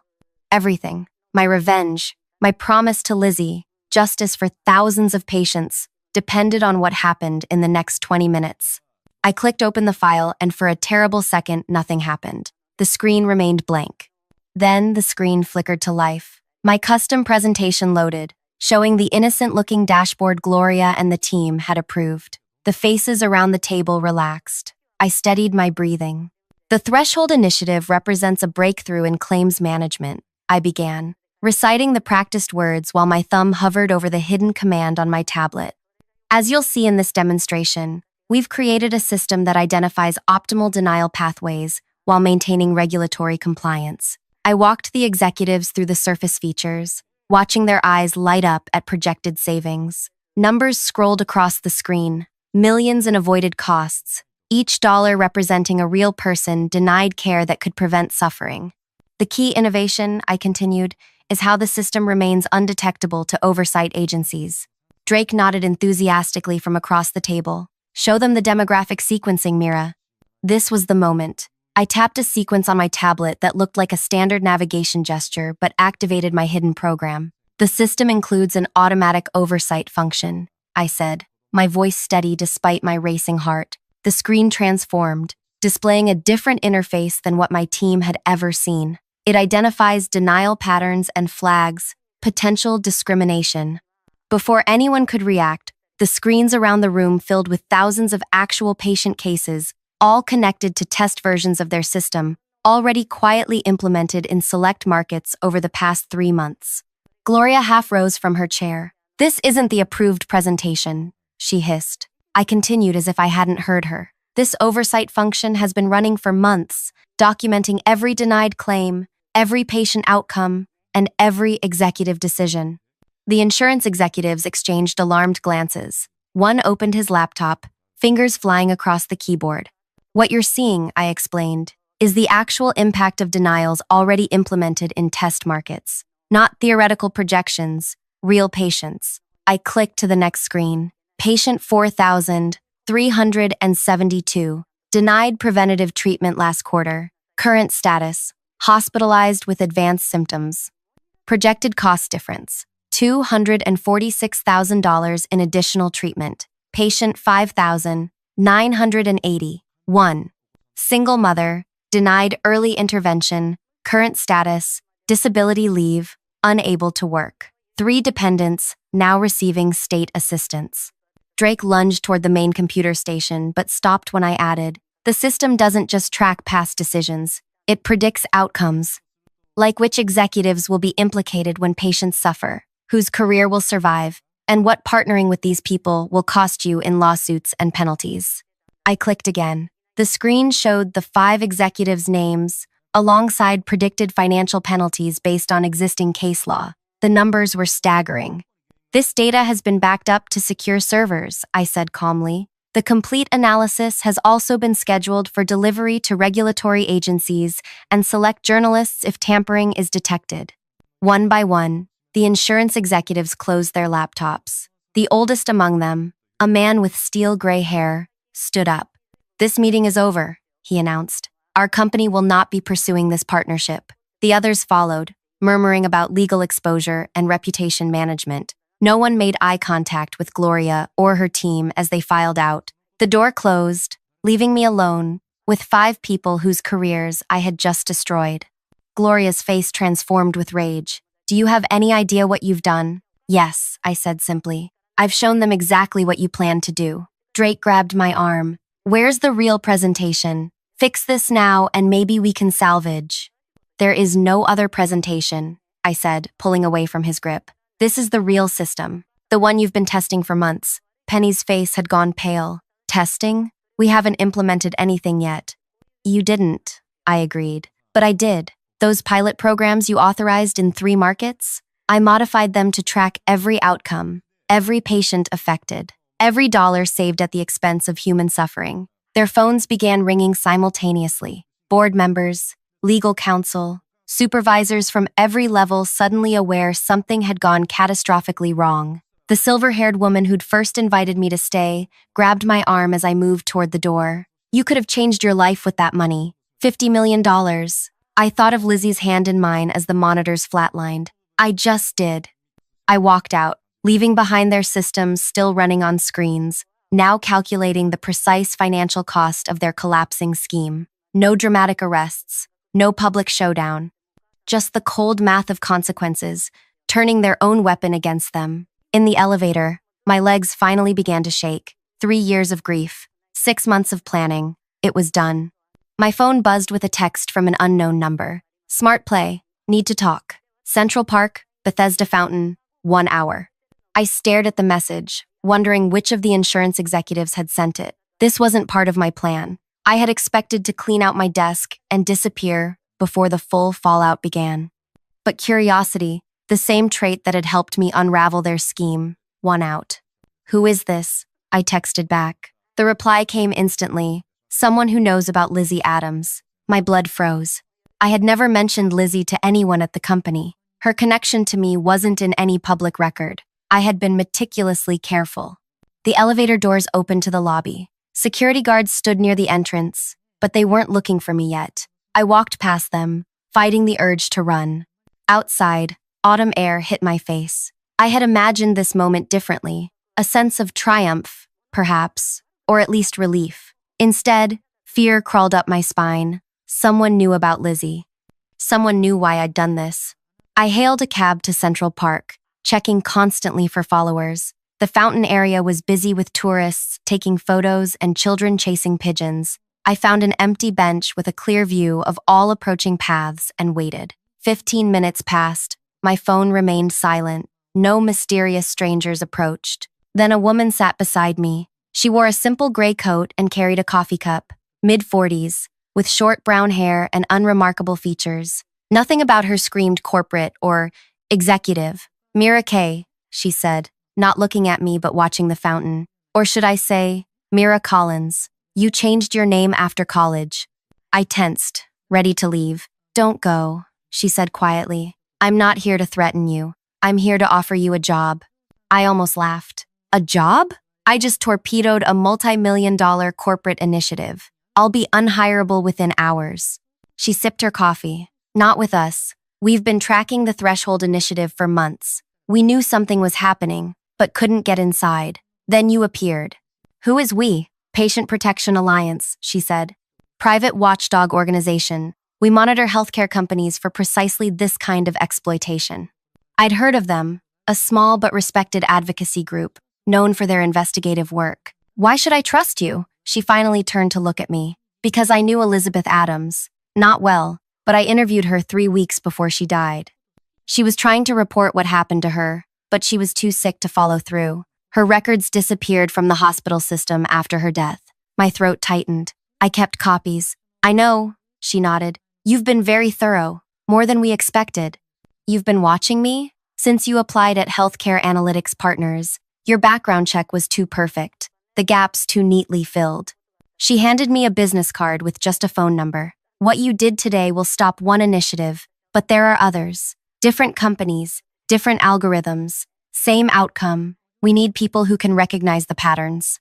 I stared at the card. You're offering me a job as what? Corporate spy? Patient advocate with specialized skills, she corrected. The money's terrible compared to what you just walked away from, but you'll sleep better.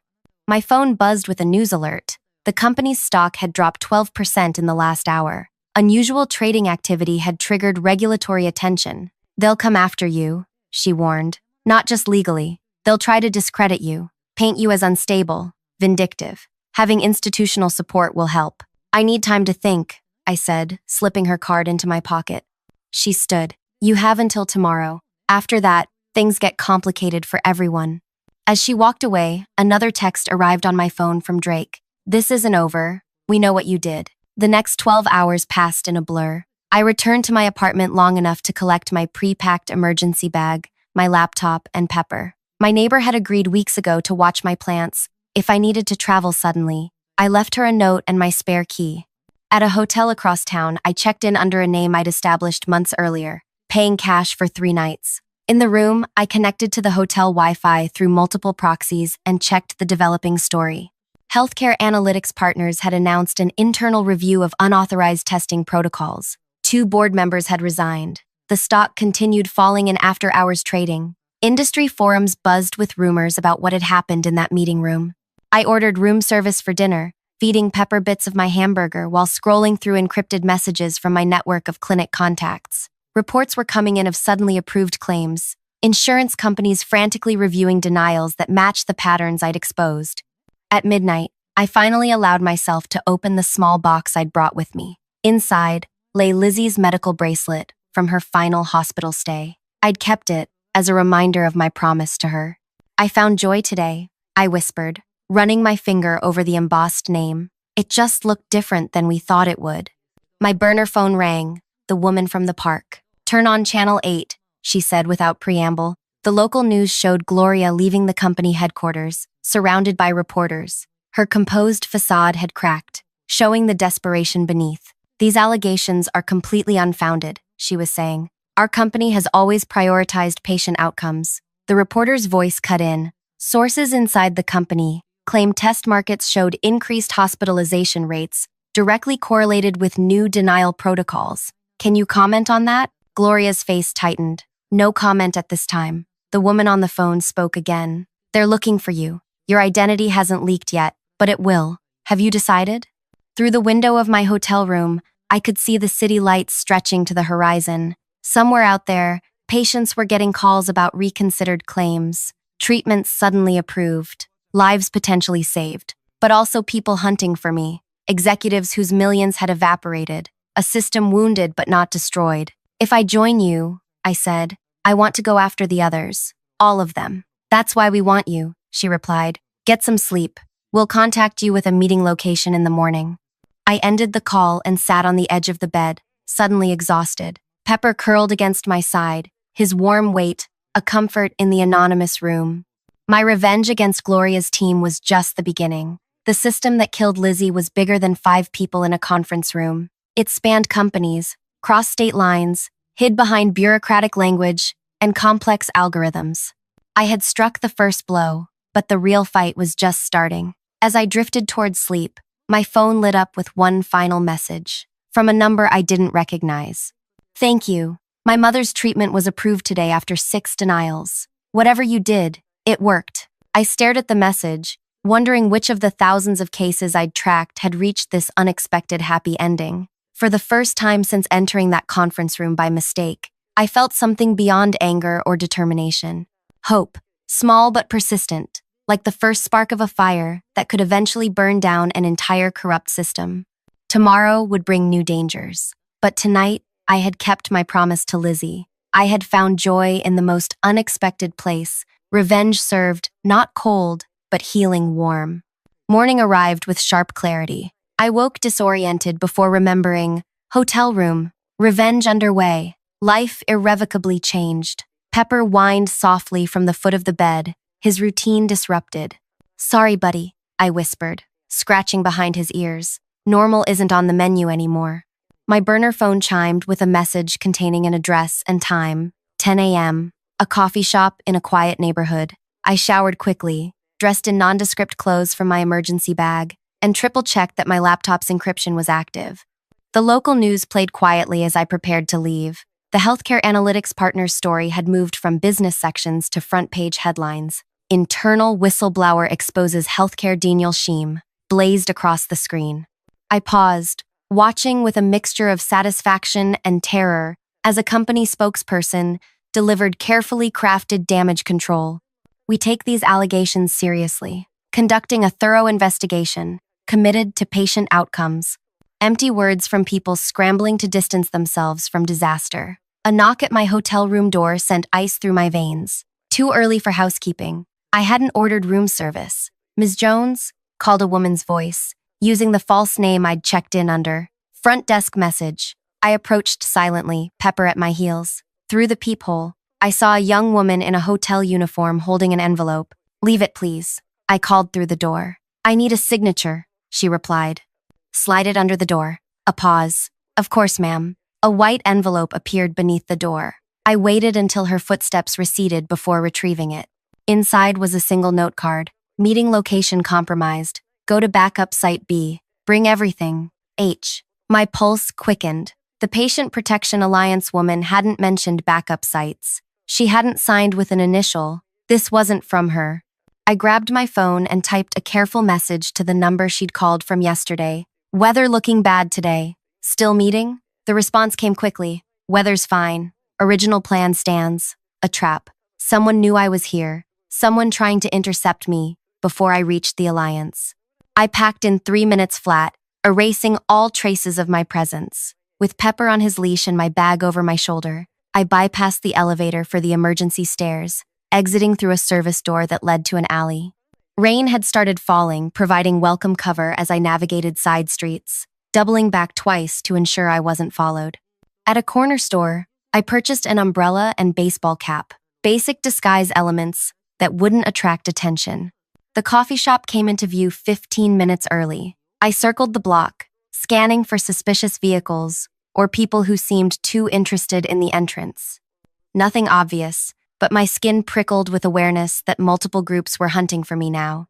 Inside, the shop was half full with morning customers. I ordered a tea and chose a table with my back to the wall, clear sight lines to all entrances. Pepper settled under the table, alert but quiet. At exactly 10 a.m., the brown-haired woman from the park entered. She scanned the room, nodded almost imperceptibly when she spotted me, and ordered before joining my table. "Someone found my hotel," I said without preamble. She sipped her coffee, unsurprised. "Gloria hired private security overnight. Former intelligence types. They're good." "How did they track me?" "Your old phone, probably. You should ditch it completely." I had powered it off but kept it with me for emergency access to certain files. A rookie mistake. "Someone left a note directing me to a backup site B," I told her. Her expression tightened. "We don't use letter designations." That was them. She passed me a plain paper bag under the table. "Burner laptop. New phone. Use only these from now on." I slipped the bag into my larger one. "What happened after I left yesterday?" "Chaos. The board called an emergency meeting. The insurance companies pulled all partnership discussions. The algorithm developers are claiming they didn't understand the clinical implications. And Gloria? Under internal investigation but fighting back. She's claiming the demonstration was manipulated to show false outcomes." I smiled thinly. "The data is real. She knows. That's why she's desperate to find you before you talk to regulators." She leaned forward. "Which brings me to why we're here. The Healthcare Oversight Commission wants a statement." My tea suddenly tasted bitter. "You promised institutional protection. You'll have it, but your evidence needs an official home. Somewhere even Gloria's connections can't touch it." She was right. My leverage depended on the information becoming too public to bury. "When?" "Tomorrow morning. We've arranged secured transport to Washington." I hesitated. This was moving faster than I'd anticipated. "What about the other companies? The wider system?" "One battle at a time, Mira. Establish credibility with this case. Then we expand." The coffee shop door opened, and a man in a charcoal suit entered. Nothing about him screamed threat, but the woman's posture changed subtly. "Time to go," she murmured. "Separately. You first." Outside, the rain had intensified. I walked 6 blocks, randomly choosing directions, before hailing a cab to a different hotel across town. The driver glanced curiously at Pepper but didn't comment when I offered extra cash. In my new room, I powered up the burner laptop. News sites showed Healthcare Analytics Partners stock in freefall. Trading had been temporarily suspended. A second board member had resigned. My new phone buzzed with a message from the Alliance woman. "Confirmed meeting tomorrow, 9 a.m. Sending secure transport 7 a.m. Location follows." She included an address for a small airport outside the city. Private flight to avoid commercial terminals. Smart. I spent the afternoon organizing my evidence. 3 years of research. 6 months of infiltration. Thousands of patient records showing the algorithm's impact. The original code with Gloria's team's digital fingerprints. Meeting recordings I'd secretly captured, disguised as system audio tests. Enough to bury them completely. As evening approached, doubts crept in. What if Gloria's team had planted countermeasures I hadn't discovered? What if the Alliance wasn't what they claimed? What if regulatory capture meant even damning evidence would disappear into bureaucratic limbo? I messaged the clinic network I'd built during my investigation, healthcare workers who'd helped identify affected patients. Status update on previously flagged cases? Responses trickled in throughout the evening. 3 approvals today. Patient 44 got treatment authorization this morning. Insurance company called to review. Previously denied claim. The system was already reacting, trying to cover tracks by suddenly approving what they deliberately denied. Too late for some, but potentially life-saving for others. At midnight, I allowed myself 2 hours of fitful sleep before continuing preparations. The hotel room television provided background noise until a familiar face appeared on screen. Drake, the youngest executive from Gloria's team. He looked haggard, his polished appearance replaced by obvious stress. As Chief Technology Officer, I want to clarify that I had no knowledge of how this algorithm was being implemented, he stated to reporters outside his apartment building.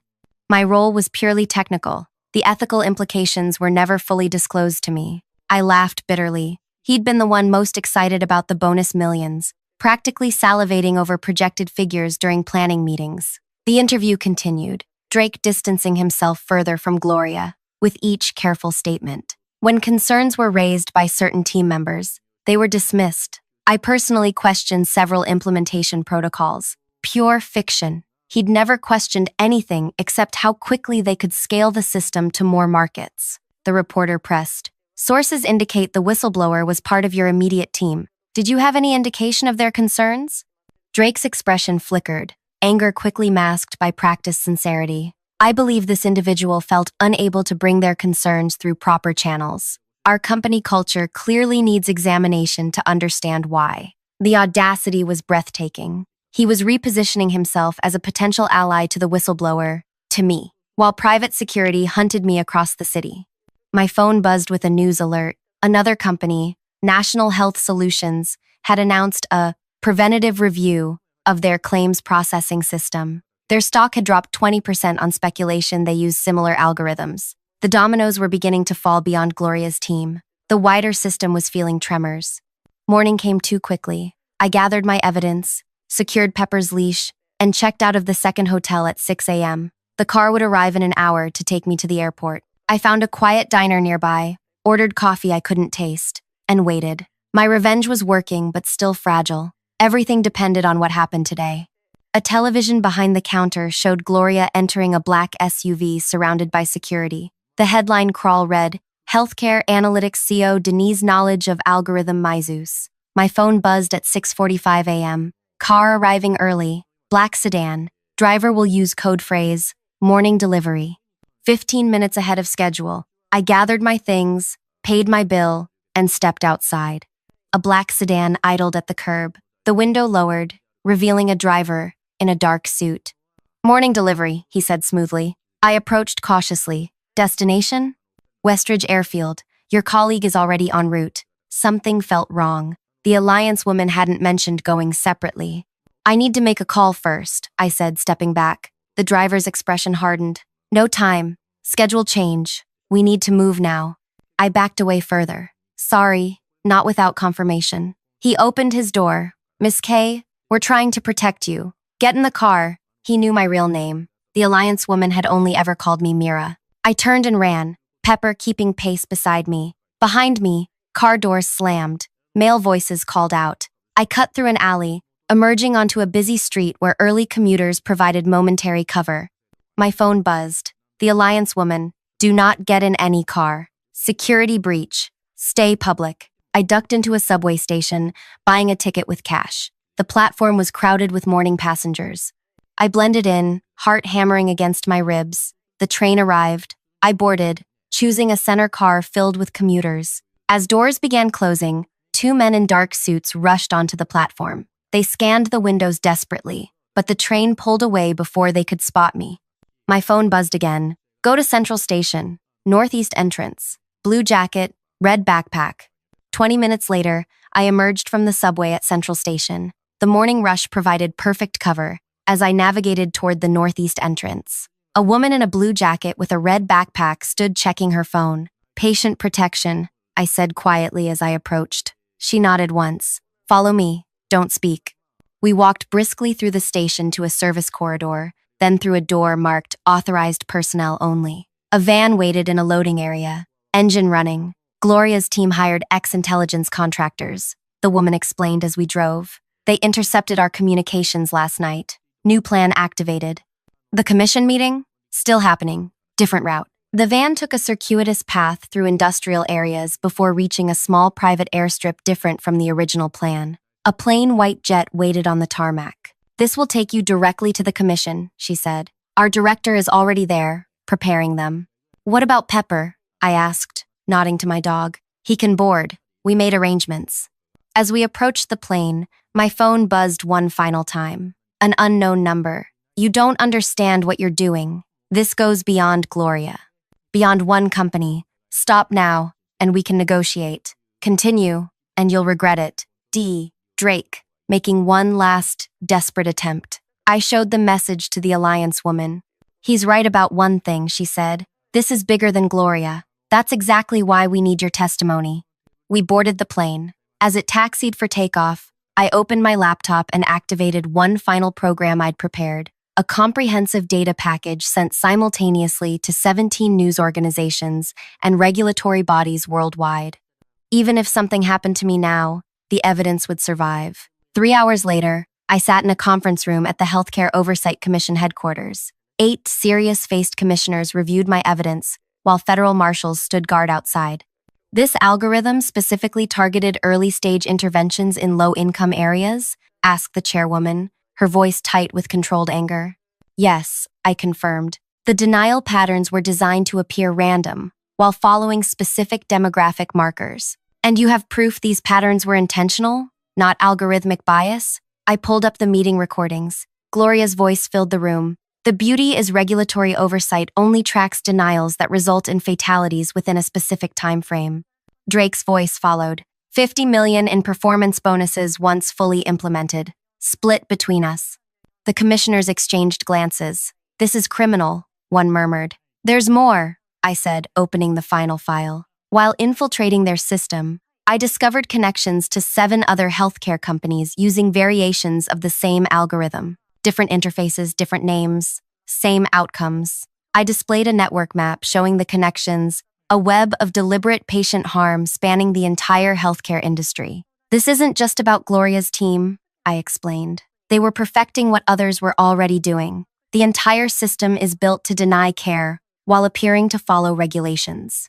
The chairwoman leaned forward. What do you want, Ms. K? Justice, I answered simply. For my friend who died because of these denials. For thousands of others who suffered, I want the system dismantled. You realize taking on the entire healthcare industry is essentially declaring war? I thought of Lizzie, of her kindergartners making cards she never saw, of her hand in mine as monitors flatlined. The war was declared when they decided profit margins were worth more than human lives, I replied. I'm just fighting back. 3 days later, from a secured location, I watched Gloria being escorted from Healthcare Analytics Partners headquarters by federal agents. Drake followed in handcuffs, his carefully constructed innocence shattered by the evidence I'd provided.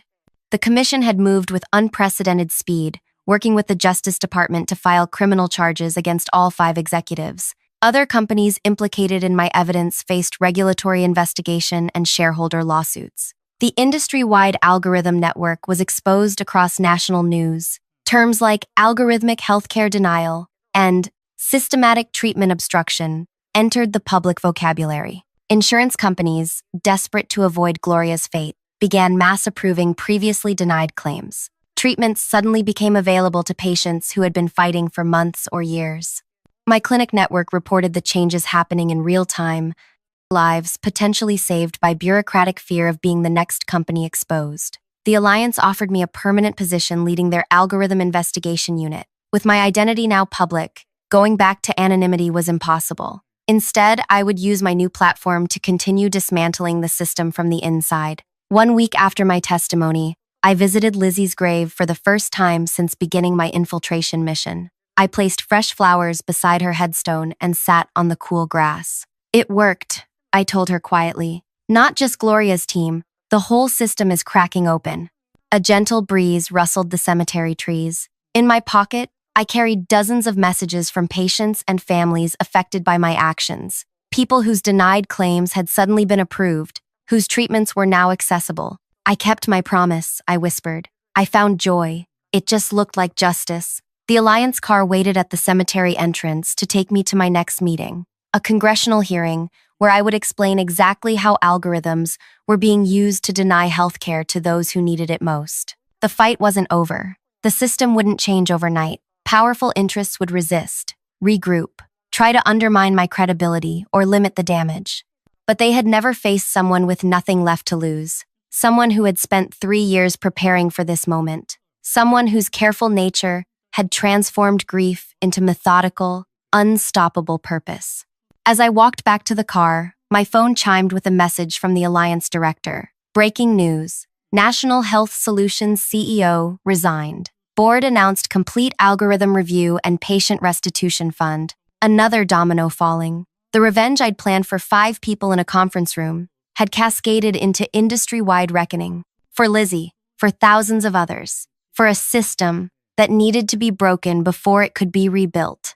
I typed a reply, "This is just the beginning." Have you ever wanted to fight back against a system that seemed too big to change? Let me know in the comments.